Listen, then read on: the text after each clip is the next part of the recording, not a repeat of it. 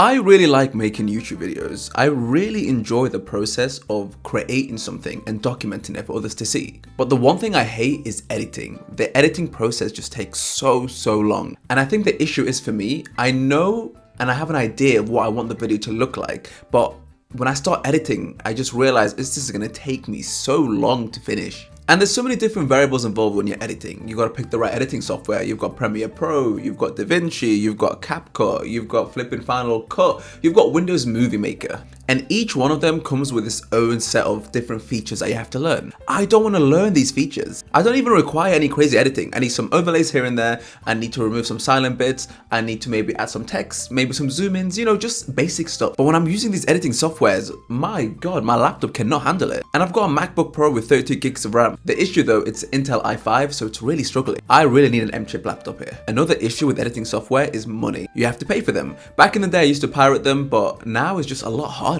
So what do? You don't want to pay for editing software. You don't want an editing software with loads of features, and you don't want an editing software that will blow up your laptop. There's only one solution here. I need to make my own editing software because I'm a programmer, which means I would rather pay and make my own product than pay for a better product. That is a true programmer, filled with nothing but ego. So let's get started then. Before I build this, I need to do some decent research here because I have no idea what entails to build a video editor. I have some rough ideas, but I'll do a bit of research. Maximum probably 2 hours, probably some Reddit threads, looking up ChatGPT, reading up different ways of implementing this. Alrighty, research time.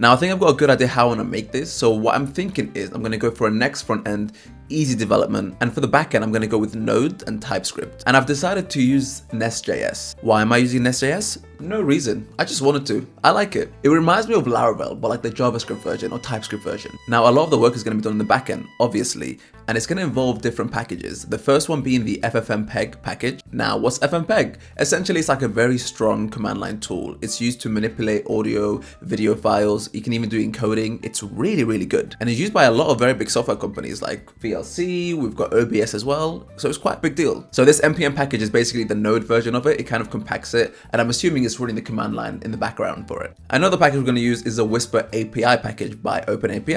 I know, AI, OpenAI, I get it. Listen, we're going to have to use AI here. I'm going to be honest with you guys. Listen, AI has been a big player in this video editing sphere.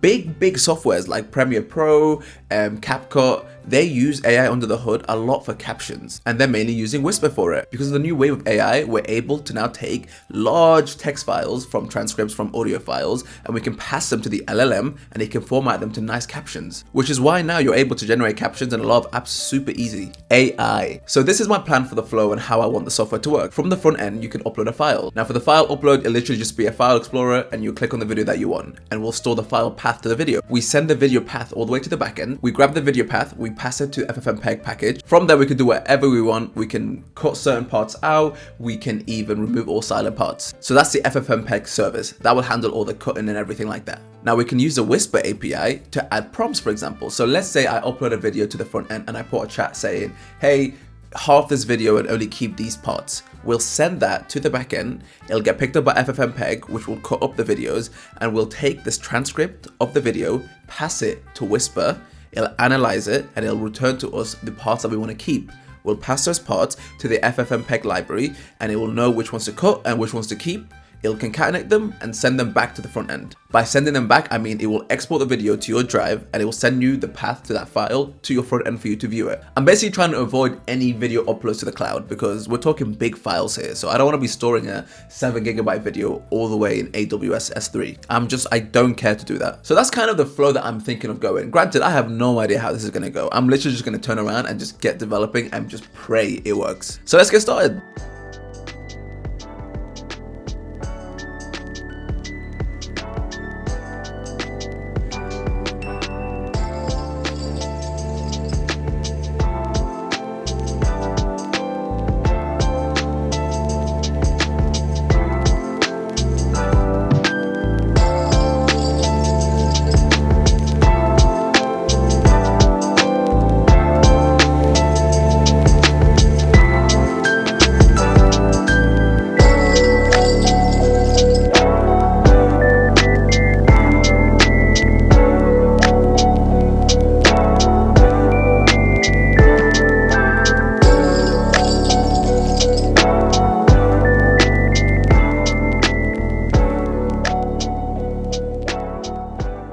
Alright, it is finally done. It's been a couple of days, believe it or not. I know I'm wearing the same shirt, but trust me, I have multiple of these shirts. It's been days, trust me. And I've got a decent demo here. It's not the full product, okay, but I'm actually quite happy with it. Before I demo, I'm going to show you guys a quick tour of the actual code and how it all looks. So if we jump over here, we will be able to see I've got my cursor open. Yes, I use cursor, leave me alone. Anyway, so we've got backend and front end, and you'll notice we've got an Electron here. Now let me tell you why I've got Electron and why I'm using Electron. For those that don't know, Electron is essentially you can bundle up your web dev, web app basically, and make into an actual executable software. So it can actually be used in Windows, Mac, whatever, like an exe file. Anyway, back to the topic. So remember when I said I want to use the path of the file, right, to get the video to the backend and actually process everything? Well, it turns out you can grab the file path of a video in the front end. I'm using Next.js, but you can grab the file path, but it's just like the end of it. So let's say like test.mp4. But the issue with that is you can't grab the full path, which is what we need, right? Because I can't just send /test.mp4 to my backend, because it's gonna be like, where is it, mate? And yes, I can store everything in a folder and be able to just call the backend to just go to a specific folder and get videos from there. But I kind of want to make it flexible in case like I add a external hard drive or something. I want to be able to pass the full path of that so the backend can pick it up. So after some digging and searching and it turns out if I make an app into Electron, an Electron app, I can use Windows features to grab the video path, which is exactly what I did. And it's literally done right here. So you can see here, I've got this file here, which is basically called when you drop a file in a file upload call, and we use the Electron API to grab the video file, because that will give us the full path that we need. There's actually not much in the actual Electron file because it's basically just normal JS, and you just put in the destination of the backend, destination of the front end, you pass in the environment variables, you pass in what the port is to run the actual file, and you're pretty much good to go. You have to define small things. So for example, if I look here, get video URL, I'm formatting it using file // because this is the protocol to get the file URL, so the backend can actually pick it up as well, and the front end can pick it up as well, so it can play it. Backend is very straightforward as well. You can see I haven't got a lot of modules. I've got the video module, app servers, configuration, all of that stuff right there. But this is where the magic actually happens, this execute processing, which is what's called when you actually decide to edit the video. So you can see here, we grab instructions. Instructions I will explain later. It is basically the prompts you can use to actually edit the video. Yes, we can edit the videos using prompts as well. Essentially, the steps are kind of straightforward. Step one, we extract the audio. Like I said before, we want to get the audio because this is how we can manipulate the video. Step two, if we are trying to remove the actual silent part of the video, we call the silent text servers. This uses the FFmpeg, oh my god, how do I say it? The FFmpeg package to actually detect the silent parts and return to us the timestamps of the areas that are silent that can be removed. However, if we're not trying to silence the videos and we actually have instructions, aka prompts, then we're trying to use the transcript servers, which is basically using Whisper API to tell OpenAI, hey, this is my transcript, listen to this prompt and cut out what needs to be cut out. You'll probably think I'm actually joking. I literally have a agent service here that is basically me begging. I'm begging ChatGPT or OpenAI, whatever, please listen. And look how many instructions I'm having to highlight. Look at all of this, because it just doesn't listen. And this is something I'm gonna get to when I demo it. I'm starting to realize this is why people are not using these AI prompts to edit videos, because my God, the AI is so stupid. You have to it just doesn't understand what's going on. Also, if you're noticing, we're always sending the job status. We're pinging that back because that is how we know what stage of the process the video edit is on. This will be important when I demo so you can see the loading happening. Now the third, is it third or fourth? The third or fourth step is basically getting the final video segments. This is after we process our silent parts. This is after if there's instructions we've cut out what needs to be cut out, or we provided information on what needs to cut out. And this is actually where we actually do the cutting of the segments basically. And you can basically see this is being called right here, and it basically returns an array of video segments. Now the video segments are basically timestamps, so the start timestamps, the end timestamp, and also a Boolean field whether it's going to be removed or not. If it's going to be removed, then we know it's going to be removed later on from where we have the logic to cut and concatenate clips. And this is done right over here. So it will take in the video segments and it will be like, okay, cool. Is this going to get removed? Has it got a removed variable? Boolean, sorry.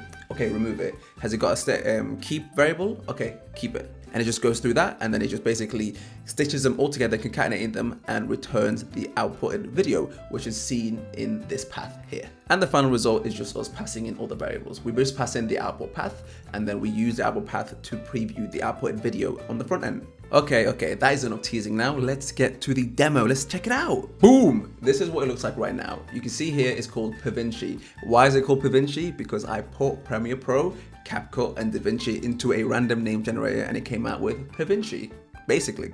So basically the app looks pretty straightforward. So you've got the timeline here, you've got the AI editor here, or the chatbot, you've got the add files button, you've got the remove silence button, and you've got the settings button. Now if you go on settings, you can see here you can change different things. You can change the silence threshold. Now the silence threshold is what you tell the backend, what you classify as silent.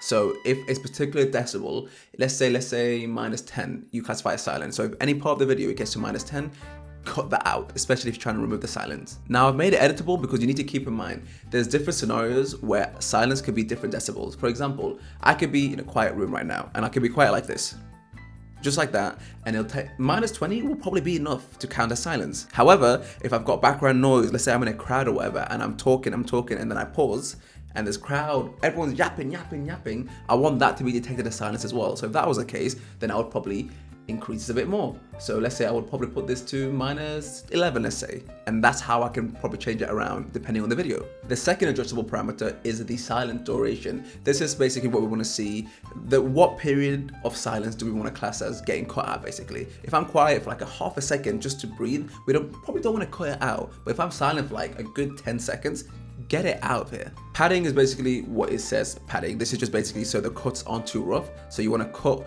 with 0.1 seconds to spare basically, so it's just not getting too abrupt basically. Anyway, I'm happy with these are those default ones anyway, so I'm gonna click save, and let's say I'm gonna upload a video here, right? And I'm gonna upload a video and I'm gonna try to remove all the silent parts. All right, I've got a video up here and it's me basically yapping to the camera, just trying to test me pausing and being quiet and trying to see if it'll actually detect the silence and remove it if I click the silence button. So the video's kind of straightforward. You can see me, I'm just yapping. You can even hear it. Alright, this is a test video. I'm gonna pause in the middle of the video to see if the silent detection of the backend will be able to pick it up and remove it. So I'm gonna say whatever, and then I'm gonna carry on talking, and then I'm gonna say nothing in gibberish, and then I'm gonna carry on talking. So hopefully the output video should just be continuously talking. Wow, acting, right? Anyway, so if I wanted to edit this on a normal Premiere Pro or whatever, I'd probably have to have the paid version so I can do the captions and remove the quiet bits.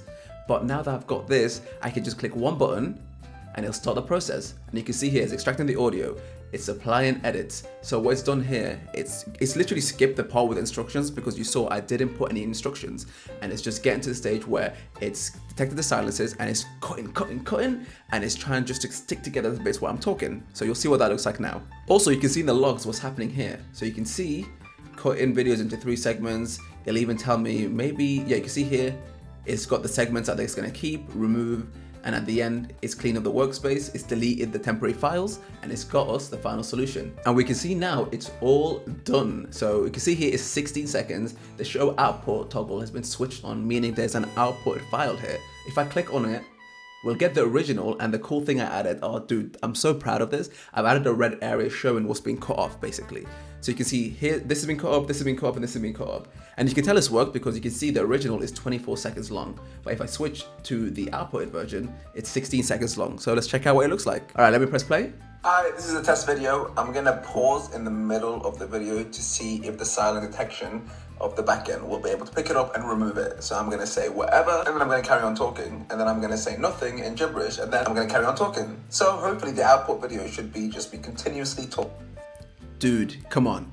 Is that not cool? Come on, that is so sick. Dude, I did this in like 2 or 3 days. I'm so happy with it. Now, of course, there's room for improvements here. So one thing I do want to add, I want to add like some editing tools here. So maybe let's say I want to extend the deleted part a bit more here, and maybe move around some clips. That would be really, really cool. But other than that, dude, it is cold. I like it. I know it's basic, but I like it. All right, I've got another video of me here, and I think it's me talking with some background noise to see if we can detect it. But I'm not gonna use a silence here, right? I'm gonna try to use a prompts here. So I'm gonna tell it to like remove a section of the video and see if it actually listens to me. So here's a normal video. Now this is another test where I'm talking, but there's background sound as well. So let's see if you'll be able to pick up that I'm talking and my voice. I'm just yapping. Voice and not remove anything. So I'm gonna be quiet.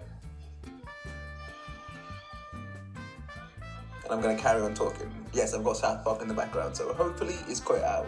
Alright, so what I'm gonna try to do is, I'm gonna try to get rid of the last bit, so like the last 5 seconds where I'm talking about South Park or whatever, and I want the video to end just like that. So what I'm gonna do is I'm gonna type in here, remove the final 5 seconds, especially where I yap about South Park. Alright, so when I type it in, it tells me this, I'll apply this, and I click apply, and it kicks off the whole editing process again. But this time, this is a bit longer because we're using Whisper AI. We're using OpenAI to grab the transcripts and break down what's happening. So if I go here, you can see here, we've already broken down a lot of stuff here already. We're cutting down what needs to be cut off. You can see here, cutting segments 0.68 to 1630, and you can see we've decided to keep the first 0.6 seconds and all the way to 16.2 seconds, but we're removing the 16.2 seconds to 20 seconds, which, if you think about it, is around 5 seconds. So I'm actually looking forward to what this is gonna look like. I'm expecting it to not work because I'm not gonna lie to you, the AI feature of this, especially like the prompts, oh my God, it's such a pain in the ass. The AI just doesn't listen, bro. It just doesn't listen. You tell it to do one thing, it just doesn't do it. All right, it's done. Moment of truth. Let's see. Now this is another test where I'm talking, but there's background sound as well. So let's see if you'll be able to pick up that I'm talking and my voice is the dominant voice and not remove anything. So I'm gonna be quiet.